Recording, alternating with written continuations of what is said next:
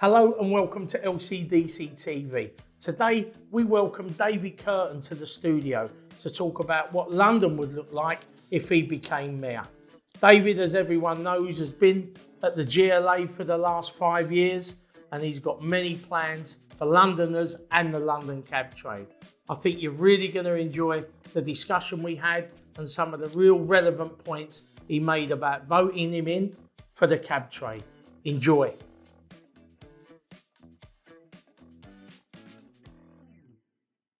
Hello and welcome again to LCDC TV.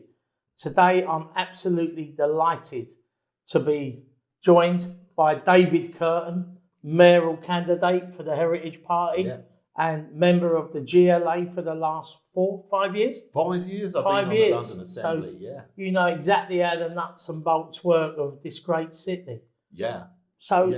David, tell me and the people watching, if you was elected mayor, what would London look like under Mayor Kurten? Yeah, well, we need a change. I think everybody realises we need a change after 5 years of the current mayor. So I've got 3 things I want to do for London. I want to make London safe again because we've got violent crime particularly has spiralled out of control because the police have not been focused on dealing with violent crime. In fact, exactly the opposite. They've stopped a lot of stop and search, which is really effective in getting rid of knife crime and so on.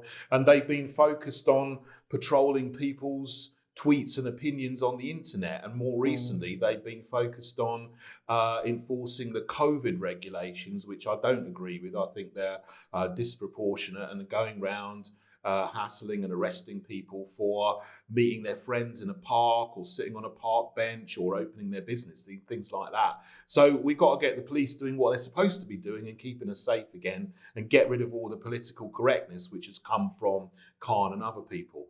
The second thing is I want to get London moving again because there seems to be a war on vehicles, a war on cars and all the kind of measures that have been put in place over the last 5 years or so, particularly the last year, to put in pop-up bicycle lanes and road blockages and so on in the boroughs, in the low traffic neighbourhoods. I want to get rid of all of those so that vehicles can move around easily and freely, whether it's taxis or cars or emergency vehicles. You know, ambulances and fire engines are getting stopped by some of these blockages. So we need to get rid of them so we got sanity restored to our transport network. And the other thing is, I want to open up London again. You know, it's all very well talking about an economic revival and so on and making the best out of Brexit we've got, but we can't do that if businesses are closed down. So my policy will be non-enforcement of all these rules which are forcing businesses to close, and we need to get everything open again. Pubs, offices, restaurants, bars, hotels, get London open again, get London buzzing and thriving again. And if I'm mayor, I can do that very, very quickly.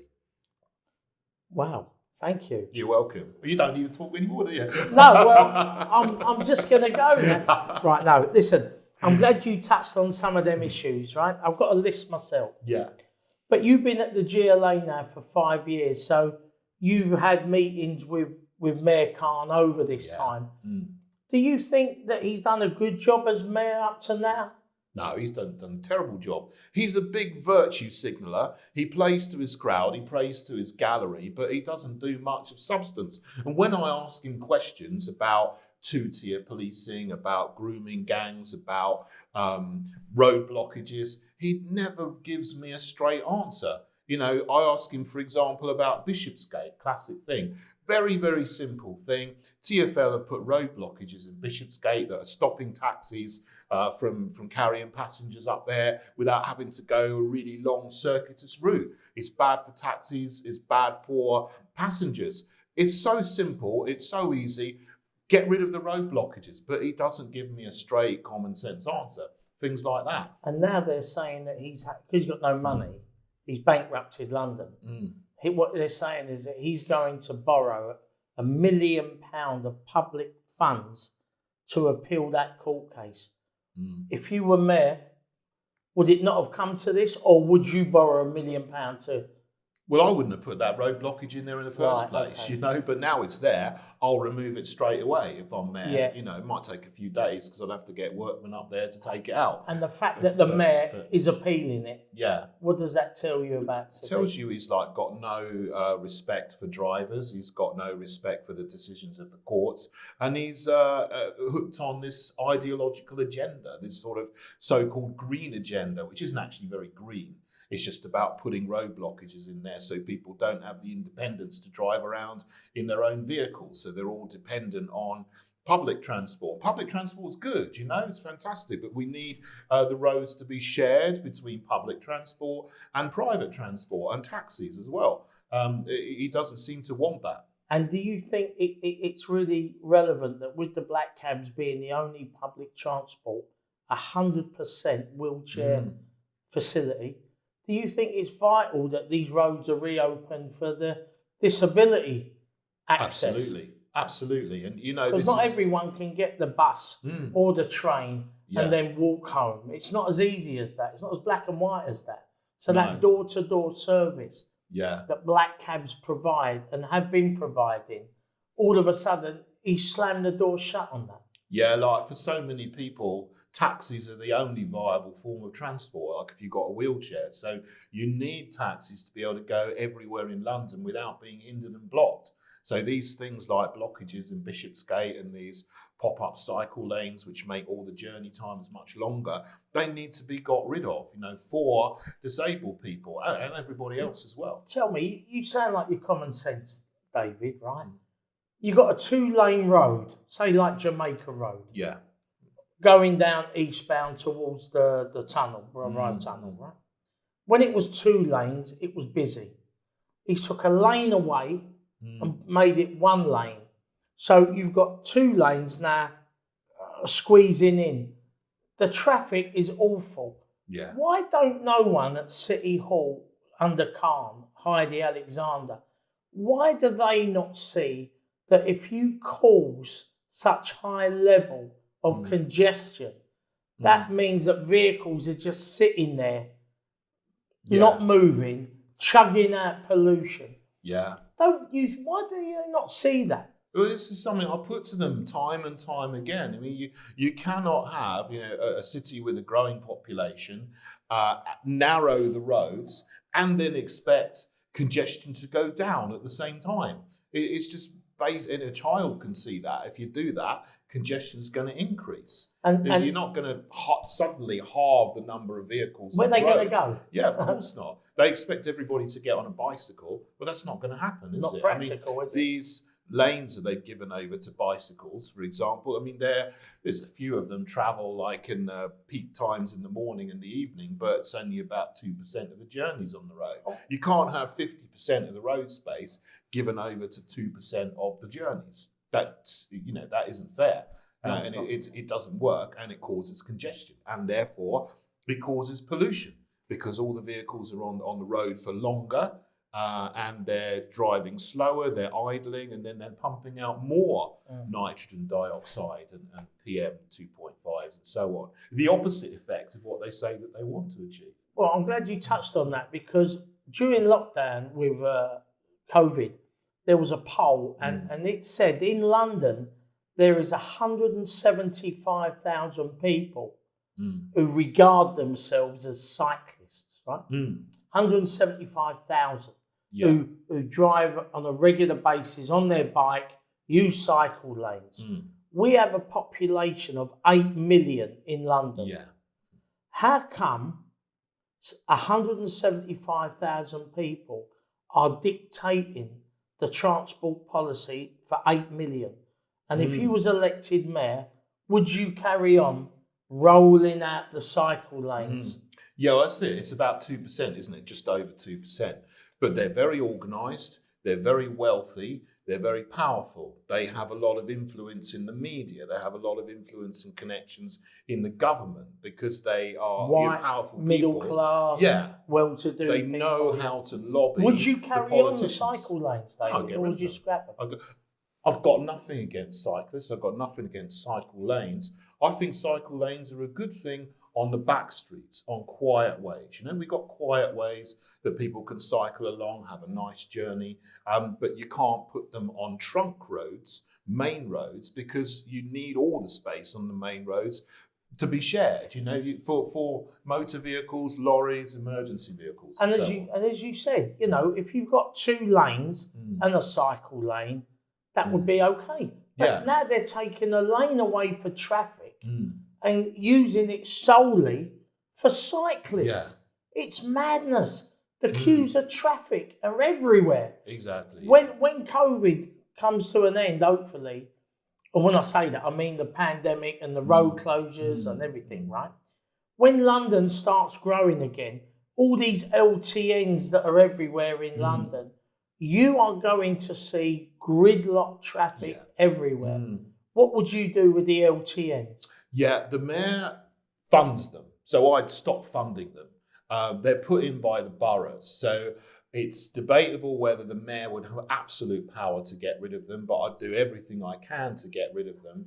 They're also funded by Westminster as well. Sometimes in London, they get the funding. It goes from Westminster to the mayor to the boroughs. So I can stop funding new ones. Well, that's the funny thing. We've got a Conservative government, but really we got a Conservative government at number 10, but it's like having a Liberal Green coalition. Exactly, because Boris talks about getting the economy moving, but at the same time he's funding shutting down the roads and shutting down London. Yeah.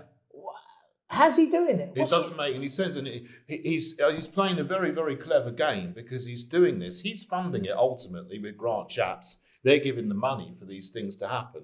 But he's blaming the boroughs. It is the boroughs' fault, mostly Labour boroughs, some Tory boroughs. Sadiq Khan is at fault as well for putting them in because he's funding it. But he's like standing back and pretending it's all somebody else is doing it. Yeah, whereas it's Tory and Labour and Green, they're all working together to get these road blockages in because a word or a phrase that I've started to hear over the last year to do with this green agenda are 15-minute neighbourhoods. So the sort of our green ideology that you've got is we will get everybody, everything that they will need will be available to someone within a 15-minute journey from their house. So they want to try to keep everybody in their neighbourhood so people don't sort of go out and move around that much. And so part of these road blockages... Eastern Germany, that's called, isn't it? Yeah, well, you can walk out, you can take your bicycle out, but of course... most people can't get very far on their bicycles as much as you can with a car. So you will be restricted in your movements. So saying, well, we're not stopping people from having a car, but basically there's only one entrance in and out of your neighbourhood, which is always chock-a-block and congested. And that stops people from moving around. So the whole thing is to completely change the way we live and our way of life. And, you know, people who are into the whole green agenda, it's what they call it, Build Back Better or the Green New Deal, doesn't matter what terminology. They've got loads of little catchphrases together. Yeah. They're all trying to do these things and stop people from using their own vehicles and having the freedom to move around. That's going to kill London. You know, people need to move around. They get the buses, great, but they also need to be able to move around in cars, in taxis, and especially emergency vehicles. They need access. And also business vehicles. You know, businesses still need tradesmen, still need to go in with their service vehicles and so on. Khan has said he doesn't want a car-led recovery, right? I don't know what that looks like, right? And for someone like a taxi driver who's already in the car, where do we go then? And I look at it as if he's saying we don't want a car-led recovery, but as a taxi driver, I know people say we're not a car, we're a taxi, but fundamentally we're in a vehicle, right? Yeah. What's going to happen to us then? Because we're already in it. Yeah, it's one of these phrases what does which he is do? just made up. Where does that put us? It's almost like, well, he wants to get rid of cars, you know, because he's trying to bring in other measures as well, like the ULEZ going out to the North and South Circular. It's going to really hurt people who live over inner London who are going to have to pay huge amounts of money just to... you know, drive their cars around. They don't seem to have woken up to that though, David, do they? No. You know, this is going to come in, if Khan's re-elected, it's going to come in October, November, and in next autumn. But, you know, the Tories are even worse because they said, oh, we're not going to have the ULEZ, but they're going to extend the congestion charge. So that won't be, some vehicles, it'll be all vehicles will have to pay the charge up to the North and South Circular. So it doesn't matter who you vote in. They're, Tory or Labour, they're doing the same thing, as George Galloway says, two cheeks of the same ass. He does say it. I'm only nicking it from him, right? Are you really, a lot of people are really worried that if Khan gets in again, the London that we even know now, you will not recognise London in 4 years. Do you go along with that? Yeah, I mean, the last 5 years, you've seen such a deterioration of London. It's the fabric of life and the whole sort of history and heritage that we have. It's just been broken down. I mean, this has been going on for a while. Would you have the statues all pulled down? Of course not. I'd put up more statues. I put up a statue of William Wilberforce in Trafalgar Square. I'll put more statues of older people and people who are part of our heritage and our history. Let's have more of them, not less of them. I certainly wouldn't tear them down. It's terrible getting a load of that left-wing activists on a panel to try and tear down statues and rename our streets. I mean, I don't want Greta Thunberg Park or Diane Abbott Square, but then the Tories are just as bad. They would give them out to corporations. I mean, I don't want Nike Court Road or Uber Square. Uber Circus. I don't want that. London's street names should be London street names. I don't want them changed anyway. So that's the threat of Londoners, right? I've asked you as well today to come on just to talk about the cab trade, sort of a manifesto. Yeah. If you was elected, how would you deal with the problems that the cab trade are facing, David? Yeah, there's so many things that Khan has done that I just need to reverse and even go further. Like he's reduced the taxi age licence limit to 12 years. 15 down to 12 years. I'd say let's put it up to 20 years, Then that gives people not just the same as before, but you've been so hammered, I think you need a break, So let's put it up to 20 years. So then, the people who've got a cab now can just have a few more years plan to get their money back, make a long-term business plan. At the moment, there are 42,000 diesel minicabs and 9,000 diesel taxis. Yeah. Khan has stopped taxis having Euro 6 diesel. Yeah. But at this moment, if you're a van owner, you can actually get a grant to buy a Euro 6 diesel van. If you was elected mayor, would you allow black cabs to go back and buy a Euro 6 diesel? Absolutely, 100%. Yeah, we need to bring back Euro 6 diesels, the Mercedes Vito, for example, that you had before. Yeah. I know there's an issue with the turning circle, but we can sort of sort that out in the terms of conditions specifically. That a lot of the time now you can't actually turn around on the road because they put these barriers down the Strand. It's like a huge curb going down the middle of the road, so you can't actually turn on Regent Street and stuff anymore anyway. So that's a little bit obsolete in a lot of the places. So we can sort that out, and then you can have a normal Euro 6 diesel again. Absolutely. And with the knowledge of London, we've seen figures, catastrophic figures now, just off the scale, right? The club brought it up with TfL. They didn't want to know. If you remember, we had the knowledge conference that you held at City Hall. Fantastic day. Right? Yeah, it was really good to have. Great day. Yeah. All about the knowledge. We're dying as an industry. If you look at the figures, the knowledge is dying. Would you, if you was elected mayor, sit down with the cab trade and the knowledge schools and put in a plan, an emergency plan of action to save the cab trade? Because I feel like what you said, Khan wants to pull down statues. He wants to change London. And it's in the back of my mind that even Sadiq Khan sees black cabs as old London that he wants to get rid of. Because I look at his actions and there's nothing that makes me think otherwise, David. Yeah, look, he would pay lip service to the cab trade, but then you see what he does is exactly the opposite of what he says. He said there'd be a renaissance. Yeah, he did. Yeah? But there hasn't been a renaissance, it's been the opposite, hasn't it? So again and again and again, he's put in measures which have hammered the cab trade And it's terrible. You're part of our heritage. People come to London from all over the world. They want to see black cabs, like they want to see red buses and red telephone boxes. This is what you're part of London's fabric and scenery. We can't lose the cab trade. And the knowledge is a really essential part of that, because that is a human skill that you don't have anywhere else. If that's gone, it's gone for good, and we need to look after it and maintain it. And that's what's always, I could never understand it, right? In London, you got the most regulated taxi service in the world, right?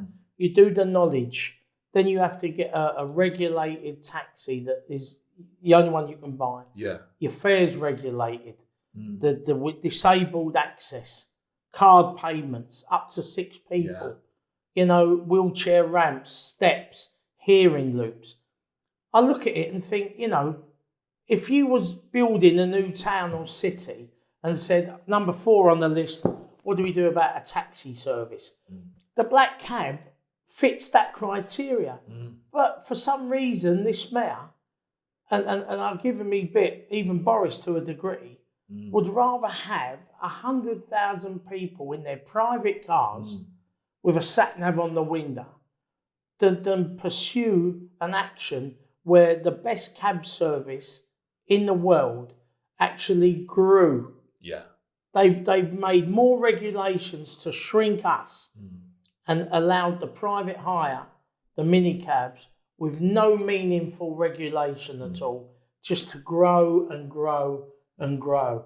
If you was mayor, could we all sit down and discuss how we try and turn that on its head? That'll be one of the first things I want to do, make sure we got an action plan, a proper one, not like the last mayor's one, but a proper one to actually secure the long-term future of the cab trade. And that means getting more people doing the knowledge as well, making the taxi trade an attractive proposition for young people. A viable job.